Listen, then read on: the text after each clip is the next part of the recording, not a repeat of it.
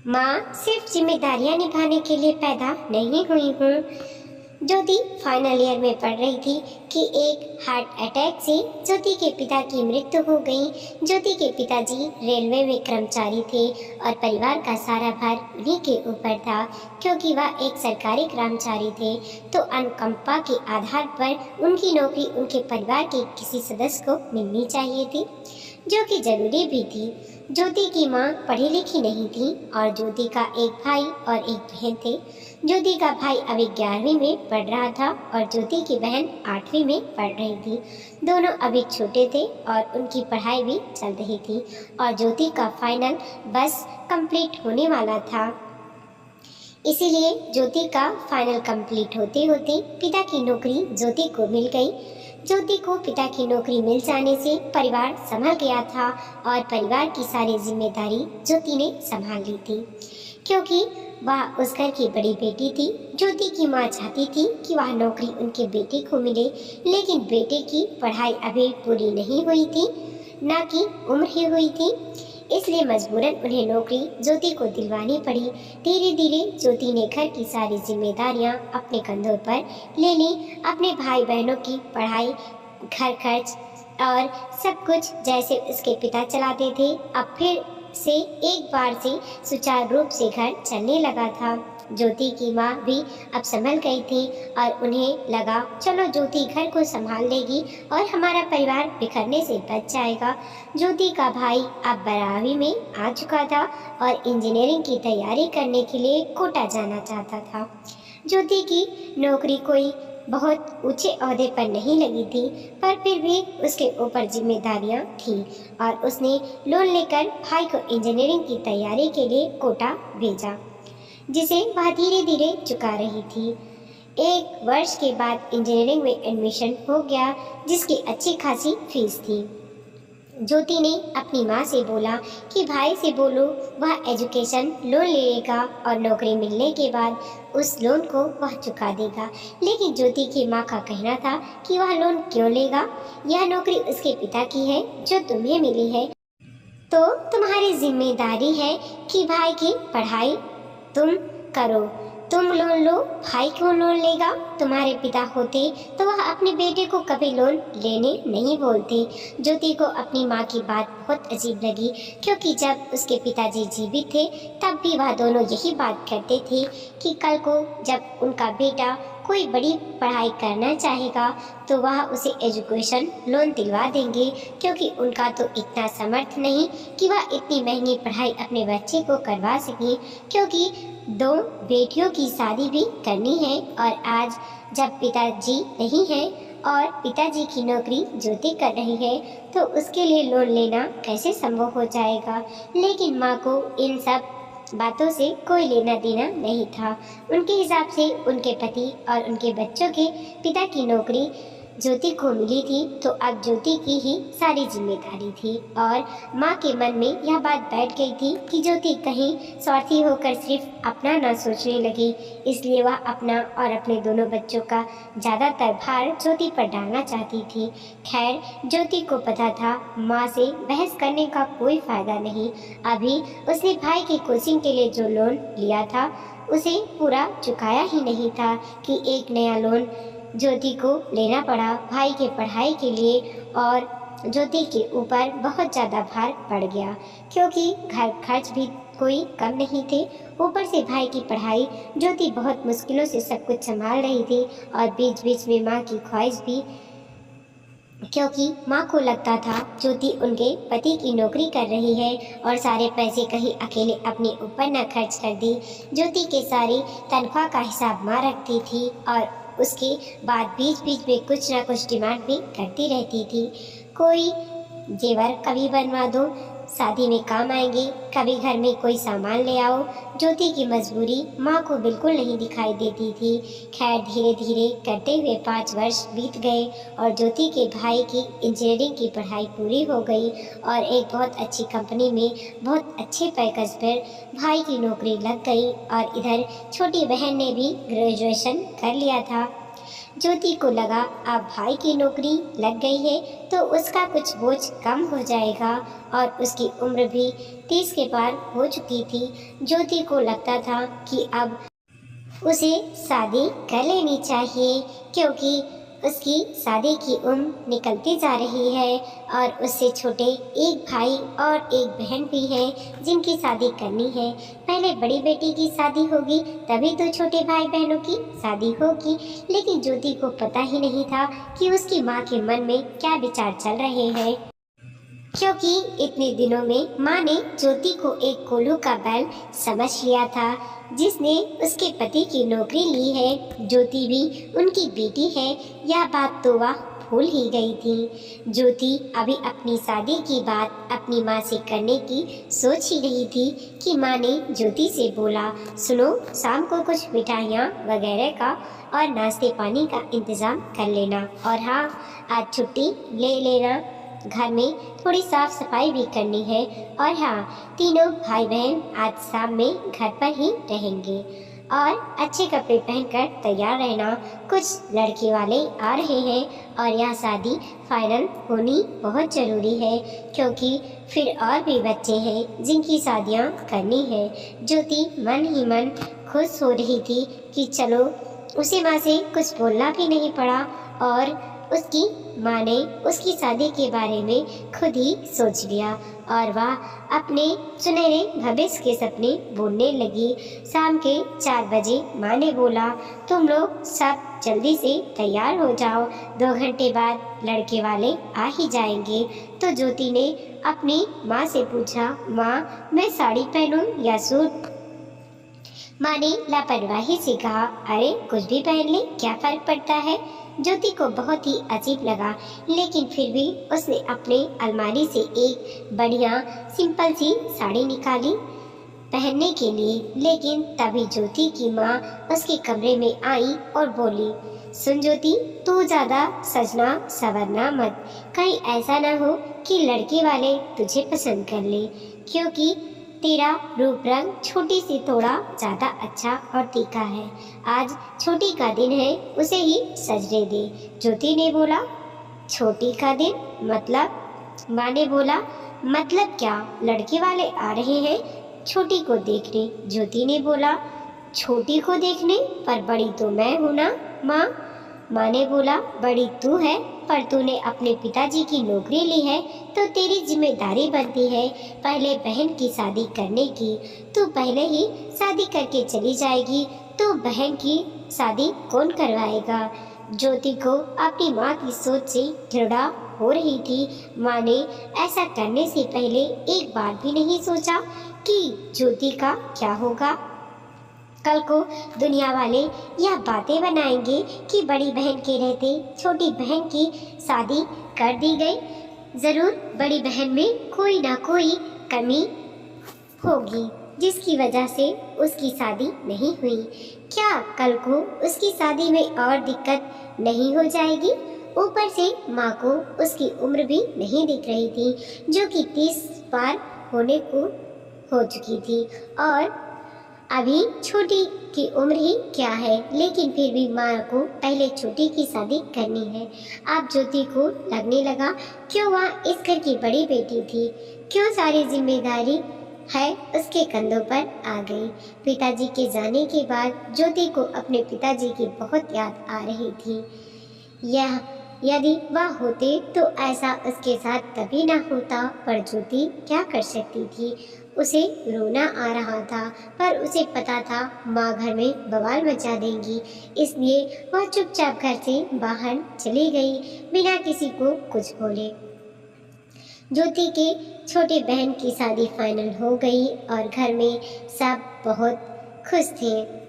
ज्योति की माँ ने बोला, देख ज्योति, अब तेरी छोटी बहन की शादी है और सारी जिम्मेदारी तेरे ऊपर है, कोई कमी नहीं होनी चाहिए। तेरी बहन की शादी में अगर लोन लेना पड़े तो भी ले ले, आखिर पिताजी की नौकरी तूने ली है तो तेरी जिम्मेदारी बनती है। ज्योति को बहुत गुस्सा आ रहा था। क्या उसने खुद पिताजी की नौकरी ले ली थी या उसे दिलाई गई थी? उसे तो बस एक जिम्मेदारी निभाने वाली मशीन बनाकर छोड़ दिया गया था, जिसकी खुद की कोई इच्छाएं ही नहीं, कभी उसके बारे में नहीं सोचती थी। फिर भी ज्योति घर में कोई बवाल नहीं करना चाहती थी, इसीलिए उसने बोला, माँ लोन क्यों लूंगी? जब पिताजी थे तभी तुम लोग आपस में सब बातें करते थे कि तुम लोग बेटियों की शादी के लिए पैसे जोड़ रहे हो और एफडी करवा रखी है, तो अब उन्हें इस्तेमाल करो ना शादी में। माँ को ज्योति से इस बात की उम्मीद नहीं थी। वह तो सारे पैसे अपने बेटे के लिए बचाना चाहती थी, क्योंकि उसके पति की नौकरी उसकी बेटी ने जो ले ली थी। ज्योति की माँ इतनी स्वार्थी हो चुकी थी कि उसे दिख नहीं रहा था ज्योति की उम्र निकल रही है। उसने लोन लेकर छोटे भाई की अच्छी नौकरी भी लगवा दी, बहन की शादी भी तय हो चुकी है। अभी भी वह ज्योति को अधिक से अधिक धोना चाहते थे, लेकिन ज्योति ने एफडी वाली बात करके माँ के सोच पर पानी फेर दिया और माँ ने बोला, एफडी तो है लेकिन फिर भी थोड़ा बहुत कम पड़ सकता है। तो ज्योति ने बोला, कोई बात नहीं माँ, एफडी तो तुमने 2 बेटियों के लिए बनवाई होगी ना, और अभी तो तुम्हारी छोटी बेटी की शादी हो रही है, तो पहले उसकी शादी निपटा लो, मेरी शादी की बाद में देख लेंगे। वैसे भी मैंने तो पिताजी की नौकरी ली है, तो मुझे एफडी की क्या जरूरत, कहकर ज्योति वहाँ से चली गई। ज्योति की माँ को समझ में आ चुका था कि ज्योति को अपने पिताजी की सारी सेविंग के बारे में पता है और उन्होंने अपनी दोनों बेटियों की शादी के लिए पैसे जोड़ रखे हैं। वह बात भी वह जानती है, इसलिए अब वह कोई लोन नहीं लेगी। इसलिए ज्योति की माँ ने रखे हुए पैसों से ही बेटी की शादी करने की सोची और इस तरह से ज्योति की छोटी बहन की शादी हो गई। लेकिन ज्योति अब तक समझ चुकी थी कि वह खुद अपने लिए नहीं सोचेगी तो उसकी ज़िंदगी बर्बाद है, क्योंकि उसकी माँ अपने लालच में स्वार्थी हो चुकी है और वह सिर्फ अपने दोनों बच्चों को लेकर चल रही है और ज्योति के बारे में उसे बिल्कुल नहीं सोचना।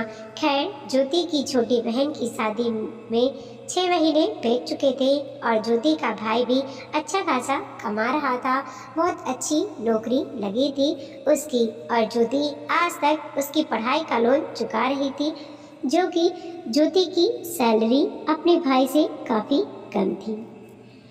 ज्योति धीरे धीरे डिप्रेशन में जा रही थी, क्योंकि अब तो बहुत से लोग गाहे बेगाहे उसे ताना मार देते थे कि बूढ़ी हो जाने के बाद शादी करोगी क्या, और गलत भी तो नहीं बोलता था कोई।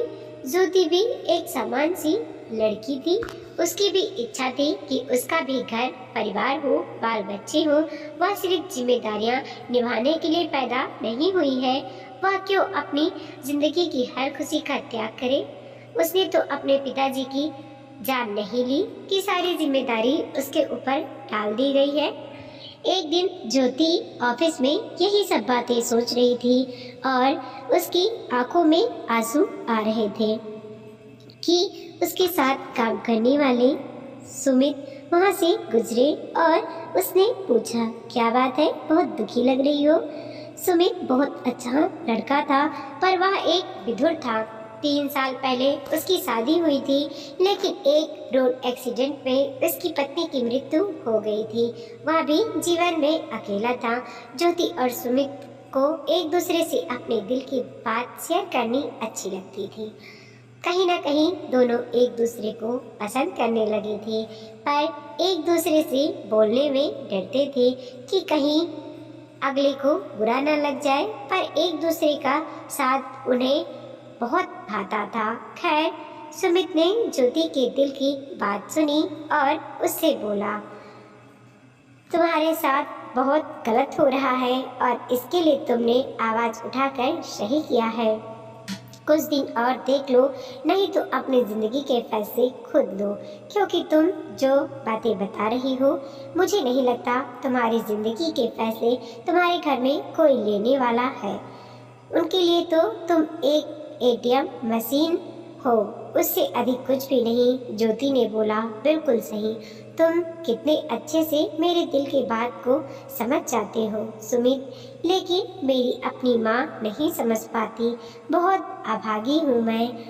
उसके बाद ज्योति ऑफिस से घर के लिए निकल पड़ी। घर पहुंचने पर ज्योति ने देखा कि उसका छोटा भाई बैठा हुआ है और कुछ लोगों से बातें कर रहा है और उसकी मम्मी नाश्ते पानी में लगी हुई है।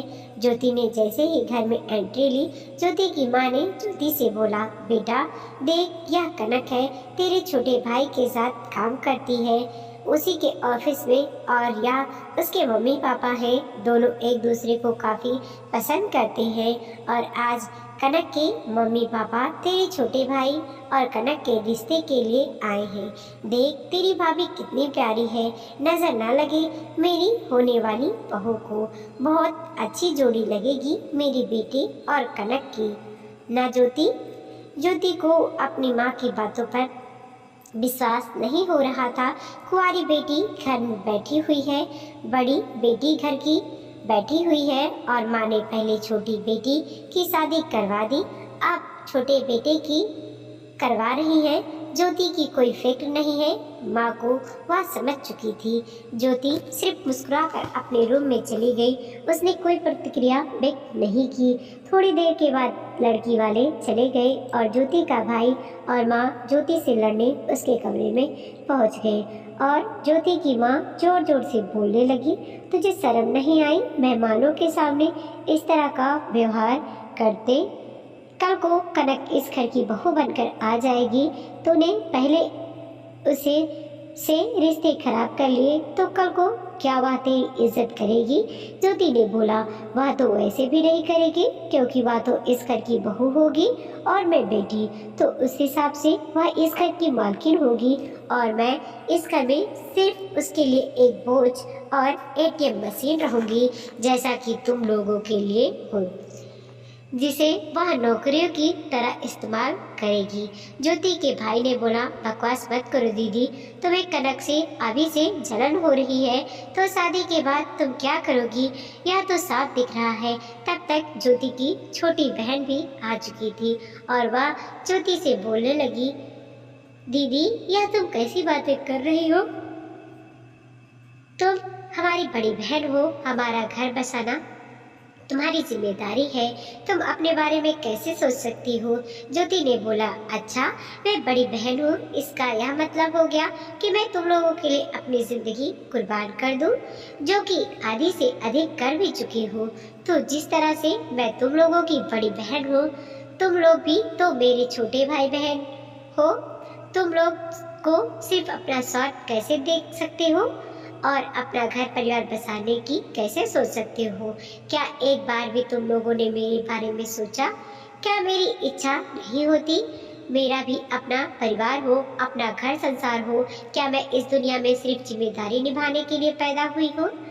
मेरी कोई इच्छा नहीं। तुम्हें शर्म नहीं आई मुझसे पहले शादी करते हुए, या आप मेरे छोटे भाई को शर्म नहीं आ रही मुझसे पहले शादी करते हुए?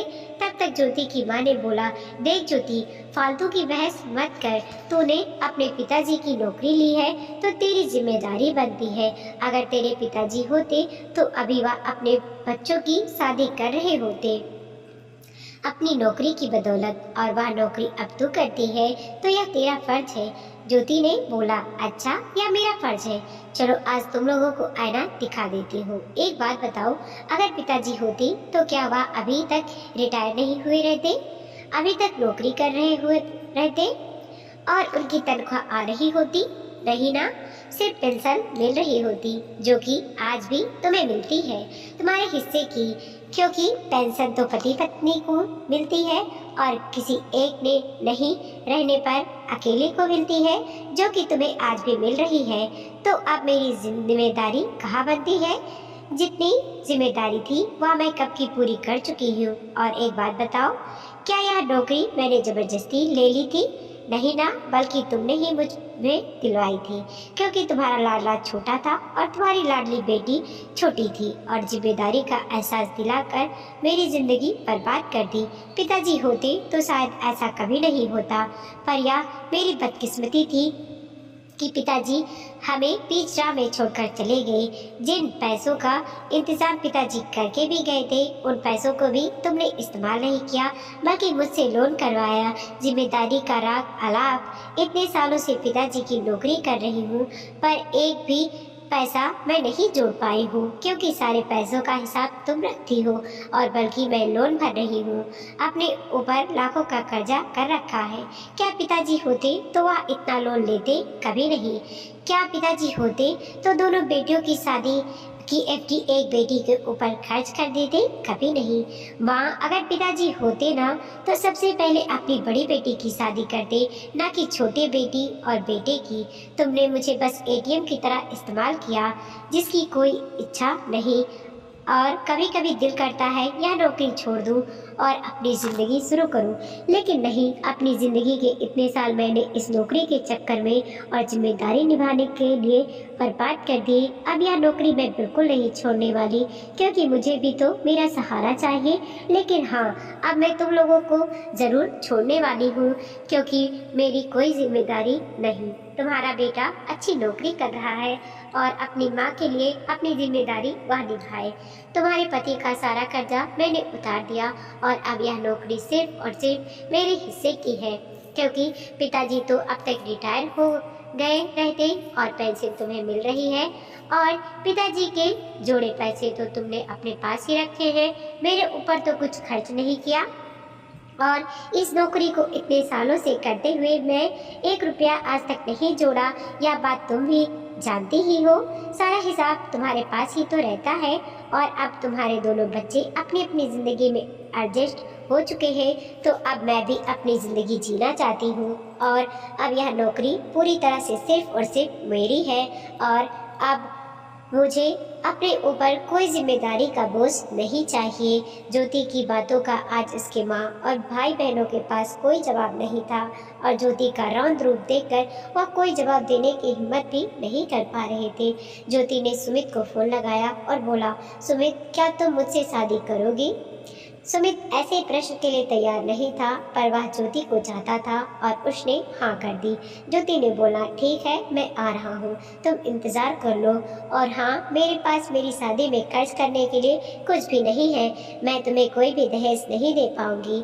बिल्कुल कंगाल हूँ मैं, और मेरे पिताजी ने मेरी शादी के लिए जो कुछ भी रुपए जोड़े थे, वह मेरी माँ के हिसाब से मेरे लिए नहीं है।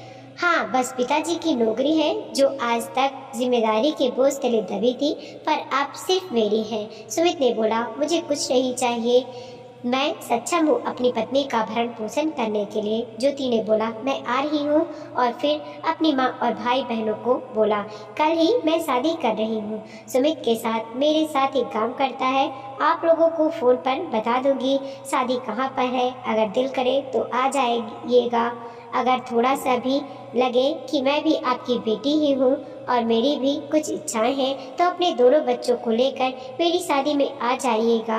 यह कहकर ज्योति घर से निकल गई एक सुकून के साथ। वीडियो को लाइक कीजिए, कमेंट कीजिए, और अपने दोस्तों के साथ ज़रूर शेयर कीजिए। चैनल पर नए हैं, प्लीज़ सब्सक्राइब कीजिए।